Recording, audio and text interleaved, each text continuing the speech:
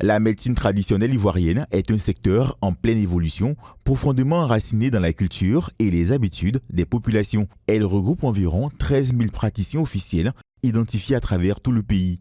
Leur mission, soigner avec les plantes, les écorces, les racines et parfois même les vibrations.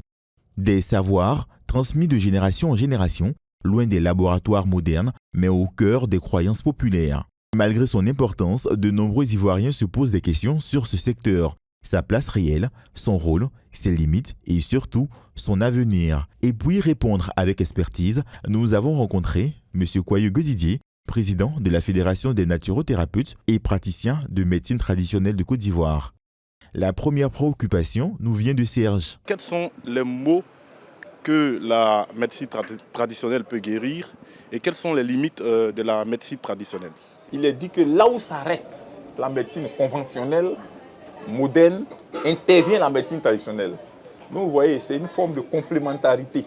Nous travaillons en parfaite symbiose et nous disons toujours qu'il n'y a pas de limite en matière de connaissance de médicaments. Quand un mal a eu raison de toi, c'est que tu n'as pas eu le remède adapté. Que la médecine traditionnelle soigne beaucoup de maux. Le seul grand mal qui nous mine, c'est le manque de moyens pour pouvoir mettre tout notre programme à exécution. La deuxième interrogation est formulée par Miss Bakou. J'aimerais savoir, est-ce que les médicaments de la médecine traditionnelle sont homologués?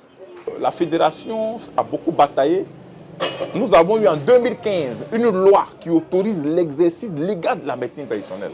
Aujourd'hui, nos médicaments sont des MTA, médicaments traditionnels améliorés dans la présentation, dans l'efficacité, puisque nous travaillons avec des laboratoires qui analysent le taux de toxicité, les valeurs qualitatives, les valeurs quantitatives, la présentation du médicament, même la posologie. Nous nous sommes améliorés, nos médicaments sont bel et bien homologués. Il y a une organisation que je dirige, qui est la Fédération des praticiens de santé et des naturothérapeutes de Côte d'Ivoire. C'est à elle qu'il faut se référer, voilà, pour pouvoir prendre des médicaments en gros, pour pouvoir mieux s'abreuver. La troisième préoccupation nous vient d'Olivier. Pourquoi les jeunes devraient s'intéresser à la médecine traditionnelle? La médecine traditionnelle, elle est sous plusieurs angles.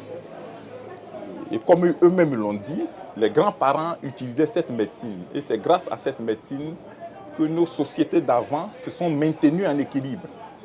Nos ancêtres ont une longue vie, une très bonne santé, et ils se soignaient de manière naturelle. Donc c'est cet assemblage de connaissances-là que nous avons réunis, perpétré de génération en génération jusqu'à aujourd'hui. Et aujourd'hui, nous les exhortons à assurer cette pérennité. Et je suis très content aujourd'hui, quand vous allez sur les réseaux sociaux, vous voyez cet éveil de conscience-là. Partout, on parle d'un retour aux sources, d'un retour aux sources. Nous avons une Afrique qui est le berceau de toute forme de connaissance. Et même le berceau de l'humanité, qui n'est plus à discuter. Pourquoi ne pas puiser dans cette source intarissable de connaissances? La médecine traditionnelle en Côte d'Ivoire n'est pas une simple alternative, mais une partie vivante du système de santé du pays en pleine croissance, portée par des milliers de praticiens et une population qui lui fait confiance.